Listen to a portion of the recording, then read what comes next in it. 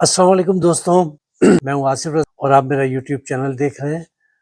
شروع کرتا ہوں مزید وقت ضائع کیے بغیر اپنے افسانے کی جانب۔ آج کا جو افسانہ ہے اس کا عنوان ہے زندگی شاداب ہو گئی۔ ایک بات تم کان کھول کے سن لو عالیہ، اگر اس مرتبہ بھی لڑکی ہوئی تو تم اپنے منوس قدم اس گھر میں دوبارہ رکھنے کی کوشش نہ کرنا، بلکہ بہتر ہے کہ تم آج ہی میکے چلی جاؤ، اور اگر خبر لڑکے کی ہوئی تو میں خود تمہیں رانی بنا کے اس گھر میں واپس لاؤں گی، ورنہ مجبوراً مجھے اپنے بیٹے فراز کی دوسری شادی کرنی پڑے گی، کیونکہ میں اس گھر کے وارث کا مزید انتظار نہیں کر سکتی۔ ساس کی جلی کٹی باتیں سن کے عالیہ کے پیروں تلے زمین نکل گئی۔ اس نے بڑی امید سے فراز کی طرف دیکھا، مگر شوہر نے بھی منہ پھیر لیا۔ اف میرے خدا، تو میرا کیسا امتحان لے رہا ہے؟ اس میں میرا اور ان معصوم بچوں کا کیا قصور؟ میرے مالک تو میری مدد فرما۔ عالیہ نے نماز میں رو رو کے اللہ سے دعا کی۔ عالیہ فراز کے دفتر میں کام کرتی تھی۔ اس نے نوکری معاشی مجبوری کی وجہ سے نہیں کی، بلکہ وہ اپنی تعلیم کا صحیح استعمال کرنا چاہتی تھی۔ فراز نے پہلی بار عالیہ کو دیکھا اور دل ہار بیٹھا۔ جلد ہی اس نے ماں کو عالیہ کے گھر رشتے لے جانے کے لیے رضامند کر لیا۔ اماں بھی آپ بس آج ہی اس کے گھر جائیں۔ فراز نے ماں کے موڈ دیکھ کے ضد کی۔ ارے کیا بچوں کی طرح ضد کر رہا ہے؟ کیا دفتر میں ایسی ہی ضدیں کرتا ہے؟ اماں نے فراز کی خبر لی۔ آپ ضرور جائیں گے عالیہ کے گھر، بس میں نے کہہ دیا۔ فراز نے لاڈ سے ماں کے گلے میں باہیں ڈال دی۔ اگلے دن مسز وقار مٹھائی اور انگوٹھی لے کے عالیہ کے گھر گئیں۔ فراز اور اس کی امی کو اپنے گھر میں دیکھ کے حیران رہ گئی۔ اسے کچھ سمجھ میں آنے لگا۔ آج فراز نے لنچ میں اپنے اسٹاف کو چھٹی کیوں دی؟ رسمی بات چیت کے بعد مسز وقار نے اپنے آنے کا مقصد بیان کیا تو عالیہ کی امی حیران رہ گئیں۔ عالیہ اکثر ماں سے فراز کا ذکر کرتی تھی، مگر بات یہاں تک پہنچ جائے گی اس کا علم کسی کو نہ تھا۔ انہوں نے مسز وقار سے کچھ دن کی مہلت مانگی کہ گھر کے بزرگوں سے مشورہ کر لیں، اور اگر عالیہ کو کوئی اعتراض نہ ہو تو پھر رشتہ ہو سکتا ہے۔ چند ہی دنوں میں شادی کی تاریخ طے ہو گئی۔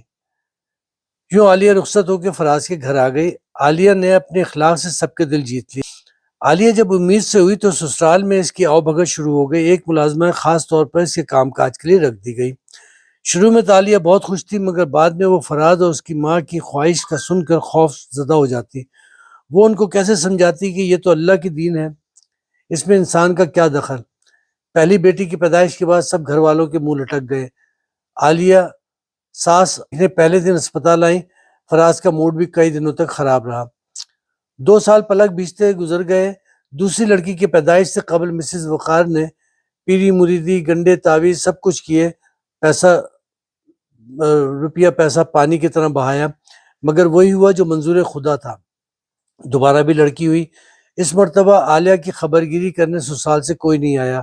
عالیہ کو سب سے زیادہ حیرت فراز کے رویے پہ ہوئی کہ اس نے کئی ماہ تک بیٹی کو گود میں اٹھا کر پیار تک نہیں کیا۔ عالیہ بھی جیسے اس جہنم زدہ ماحول کی عادی ہو گئی تھی۔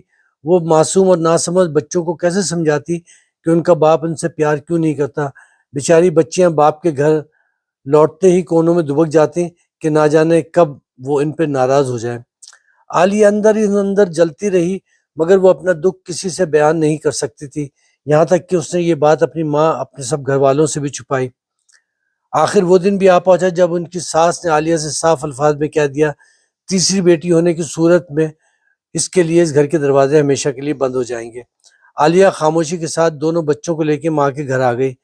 ماں نے بیٹی کو اس حالت میں اکیلے گھر آتے دیکھا تو معاملہ سمجھ گئیں۔ پھر جب عالیہ نے اپنی اذیت بھری زندگی کی کہانی ماں کو سنائی تو ماں کا دامن آنسوؤں سے تر ہو گیا۔ گھر کی فضا سوگوار ہو چکی تھی۔ جیسے جیسے اسپتال جانے کے دن قریب آتے جاتے عالیہ کا خوف بڑھتا جا رہا تھا۔ پھر وہ دن بھی آ گیا جس کا عالیہ کو ڈر تھا۔ ان کے ہاں تیسری بچی پیدا ہوئی۔ عالیہ ہمت ہار چکی تھی۔ اسے اپنے تینوں بچوں کا مستقبل تاریک ہوتا ہوا دکھائی دے رہا تھا۔ عالیہ رات بھر جاگتی رہی۔ اسے اس مسئلے کا کوئی حل نہیں نظر آ رہا تھا۔ اس کی سمجھ میں نہیں آ رہا تھا کہ وہ فراز کو وہ یہ کیسے یقین دلائے۔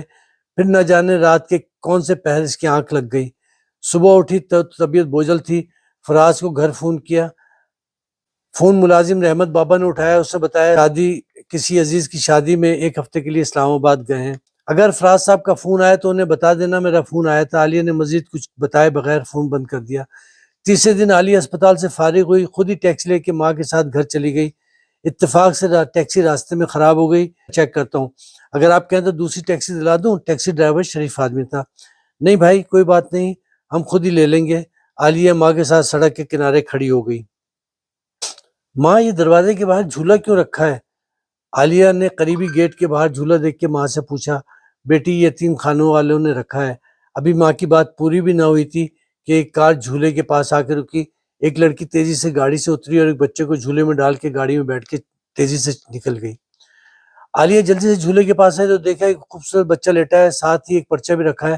عالیہ نے پرچہ کھول کے دیکھا، لکھا تھا، میں انتہائی مجبوری میں اپنے لختے جگر عدنان کو یہاں چھوڑ کے جا رہی ہوں۔ اپنی مجبوری کسی سے بیان نہیں کر سکتی، شاید خود کو ساری عمر معاف نہ کر سکوں، ایک مجبور ماں۔ عالیہ نے خط پڑھتے ہی بچے کو اٹھا کر گلے سے لگا لیا۔ ماں جلدی چلو، عالیہ نے ماں سے کہا۔ ارے بیٹی تو یہ کیا کر رہی ہے، کوئی دیکھ لے گا، ماں نے گھبراتے ہوئے ادھر ادھر دیکھتے ہوئے کہا۔ ماں تم چپ رہو اور جلدی سے ٹیکسی روکو، جلدی کرو۔ گھر پہنچ کے عالیہ نے ماں کو سب بات سمجھا دی۔ اس واقعے کا کسی سے ذکر نہ کرے۔ دیکھو ماں، شاید اللہ نے غیب سے میری مدد کی ہے، اب میری زندگی میں کوئی اندھیرا نہیں اور نہ ہی میری زندگی میں کوئی طوفان آئے گا۔ اللہ نے مجھے جڑواں بچے دیے ہیں، ایک لڑکا ایک لڑکی، اب اس گھر کو بھی وارث مل گیا۔ عالیہ کی آنکھوں میں سپنے تھے۔ اگلے دن فراز کا فون آیا، اس کا لہجہ اکھڑا ہوا سا تھا۔ ہاں فراز، پہلے یہ خوشخبری سب سے پہلے میں تمہیں سنانا چاہتی تھی۔ فراز مبارک ہو، خدا نے ہماری سن لی، ہمارے گھر جڑواں بچے ہوئے ہیں، ایک لڑکا ایک لڑکی۔ عالیہ نے خوشی بھرے لہجے میں کہا۔ عالیہ تم سب سچ کہہ رہی ہو؟ ہم آج ہی واپس کراچی آتے ہیں۔